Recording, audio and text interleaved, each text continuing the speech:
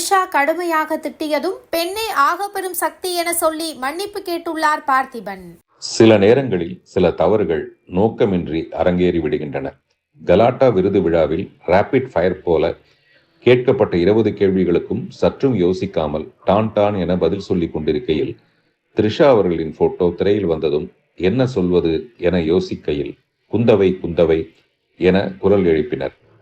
உடனே வார்த்தை ஜாலமாக மட்டுமே குந்தவையை வீட்டிலேயே குந்த வைக்கவும் பிரச்சனை வராமல் இருக்க என கூற அரங்கமே கைதட்டியது. பெரும்பாலும் விஜய் ரசிகர்கள். இறங்கி வந்ததும் நண்பர் ரங்கராஜ் பாண்டே அவர்கள் குந்தவையை தவிர்த்திருக்கலாம் என்றார். உடனே கலாட்டா அருணா அவர்களிடம் அதை வெளியிட வேண்டாம் என கேட்டுக்கொண்டேன். ஆனால் யாரோ எடுத்த வீடியோ மூலம் அது வெளியாகி சிலருக்கு வருத்தத்தை ஏற்படுத்தி இருக்கிறது என்பதை உணர்ந்து அதற்காக நானும் என் வருத்தத்தை மனப்பூர்வமாக தெரிவித்துக் கொள்கிறேன். பிரச்சனைகள் பெரிதாவதை என்றுமே நான் விரும்புவதில்லை. நான் கல்லூரிகளுக்கு செல்லும் போது கூட பெண் சுதந்திரம் பற்றியே பேசுகிறேன்.